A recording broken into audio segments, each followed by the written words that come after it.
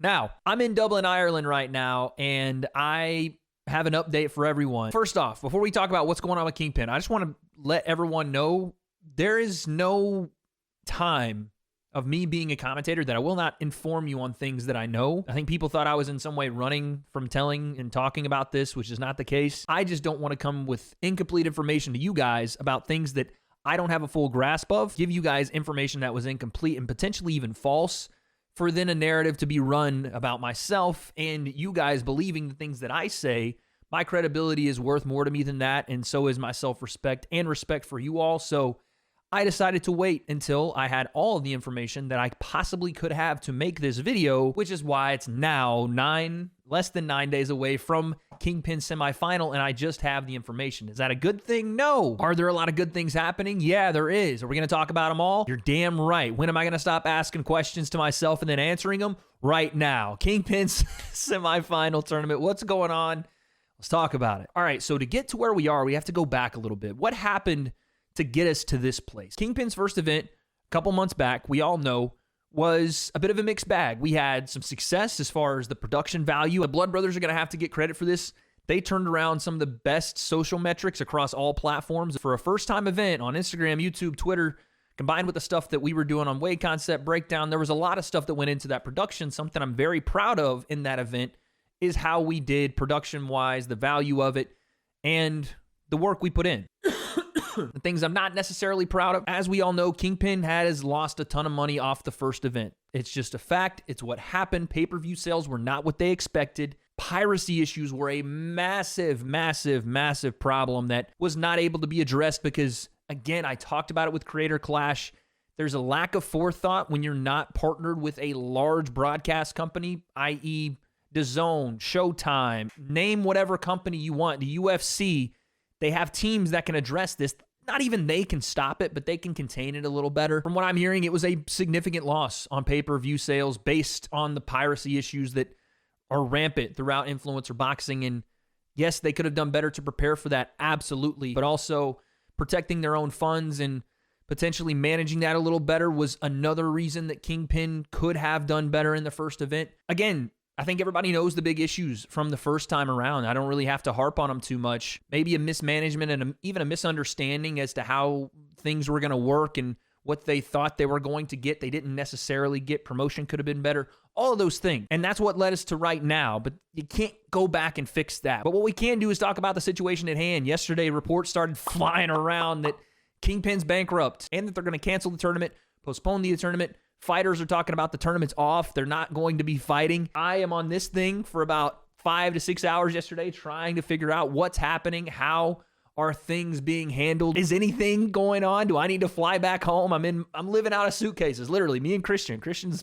at Trinity College in Dublin right now editing content. But there was just a lot of things. I didn't have any answers. And I've even seen some ridiculous stuff on Twitter that Jake Paul in some way was going to save Kingpyn from bankruptcy, and Keemstar himself saying that I was going to be on staff as Jake Paul's version of Keemstar for Kingpyn, which is one of the... I don't even know what to... I try not to respond to Keem when it comes to these kind of things because, to be quite honest, he knows exactly what he's doing, and so do you guys, or maybe you've forgotten. Keem has always said when it comes to attention, it doesn't matter if it's good or bad. As long as you're paying attention to him, it's exactly what he wants. So that's kind of why I avoid the whole thing. But it wouldn't be difficult to be the Keemstar of Kingpyn, which is probably why he does it. It doesn't take a ton of effort to hop on Twitter Spaces every day and complain about people more talented than he is, getting opportunities that he wants. And instead of elevating his game and trying to get better at, commentary, for example, he'll just create a prelim card on his own and put it under KSI's event so that he has a place on commentary. Because when he tried it under the bright lights on the main stage, the people that make the big decisions for his card and one that's coming soon for Kingpyn, well, they decided they'd seen enough of what he had to offer and we're going to go in a different direction. But I guess that's my way of transitioning to basically say, yeah,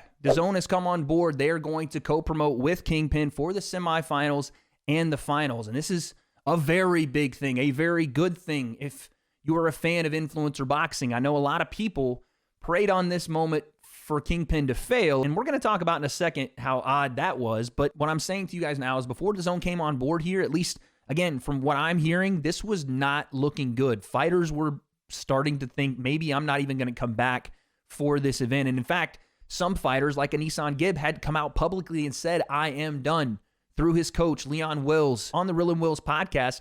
Bro, what one is it? All I know, I pulled up outside your crib. I got a text from Big Gibber. Okay. He said, listen, Leon. Eason. No training tonight. No training tomorrow. I'm going to have a nice fat burger. I know he's pissed though. Bro, man said he's going to have a nice fat burger. I said, Gibby, sure, no training tomorrow, yeah? So training's off. He said, bro, I'll probably see you in about 2 weeks. What's going on, man? Boy. You know Big Gibber, man, he brings down events, man. He bankrupts events. No, he doesn't. No one's going to want him on their team. No one is going to want Gib on their show. Any show Gib fights on, them man end up bust. Trust They me. go bust. But in the last 12 to 24 hours, things have taken that kind of turn, flipped around completely. Gib is on the card. Jarvis is back on the card despite the tweets. Kenny is back on the card despite the tweets. Winterson is back on the card despite the tweets. The women on their side of the bracket, Emily L., Barbie, and Julie, all back in the tournament, including some of the local prospects here in Ireland, some from the MMA scene, some from the bare knuckle scene, Kiefer Crosby, a lot of SBG, Straight Blast Gym natives. And I'll be honest with you guys, about 24 hours ago, that was not the case. Because 24 hours ago, I didn't know if I was even going to be doing this event. I thought I might be headed home on a plane, but things have flipped around. Kingpyn has a really cool thing going here with this tournament format. It is an organic way to build rivalries, to build fights people want to see without the issue of ducking or just saying no to the fight. You had a built-in way for fighters to decide in the ring who is the best in this scene. And that's what we're luckily still going to have decided. But is everybody happy about this? Is everybody happy with the way things have gone? The lack of communication, the almost complete fucking fumbling of this entire tournament format, everything by Kingpyn? Absolutely not. Is it happening? Is it not? There were so many things that ran through your mind about this in the last week. So yeah, it's been completely unorganized. I can only assume as to some way this has been worked out. I don't know the details of contracts for these guys. All I know is the call that I got about 25 minutes ago was, yes, everyone's in. We're on for July 15th. And I'm so fucking hyped for this event. I was so devastated when I came out here, came to London, filmed all this content. Now tomorrow or the next day, going to go film more content, getting into fight week. I was so upset that this may not happen because of the effort and time that not just myself, but the fighters, and again, people behind the scenes, the people running the show, have put their all behind this and have really worked their ass off to make this thing actually happen. So I'm not going to sit here and disrespect them. I'm not. And for them and the fighters to still find a way to come together and make this thing happen, I look at it as a positive in a fucking 5 or 6 months full of negatives. They found a way to make this happen, because something in influencer boxing that I feel has been missing for a long, long time, and it's even taken its toll on me, is passion. And say what you will about Kingpyn or the people behind it and their professionality, but the passion is there. They want influencer boxing to succeed. And that wasn't the case for everybody that pointed and laughed when people were about to lose their job. And sure, you could say the game is the game, and I get it. Jokes on Twitter, memes, the whole thing, it's part of it, right? But at a certain point, you watch people start to slip the mask back off. You know, they put it on for a while. Maybe people forgot about them. That mask starts to slip off little by little. Before you know it, it's like they never wore it in the first place. Take that for what you will. But what I know now is DAZN has now come on board to then help Kingpyn put on this second tournament and go into the third with a little bit of momentum. Finally, we're starting to get there, but it took way too long. So I understand for the people that are frustrated by that. I get it. I apologize that this wasn't earlier, and I apologize for the chaotic nature of everything here on behalf of just me. Obviously, Kingpyn is going to speak for themselves, and I think the announcement's probably already out. But this is where we're at.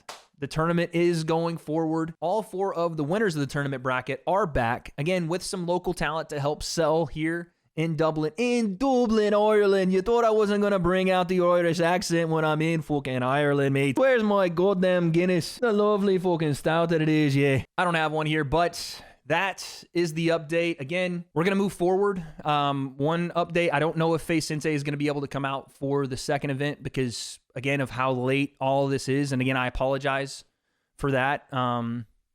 There's not a lot we could do on that front. Sensei is just now getting back from his honeymoon, and flights were still being arranged because, again, a lot was up in the air. So on that front, I don't know if Sensei is going to be a part of the second one. He will be back for number 3.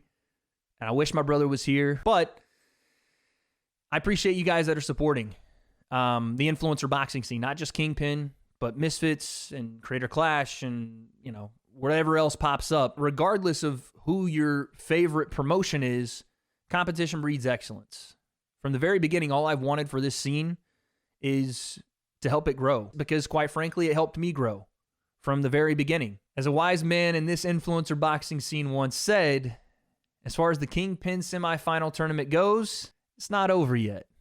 I'll see you guys on July 15th. I'ma keep winning. I'ma keep winning. I'ma keep winning.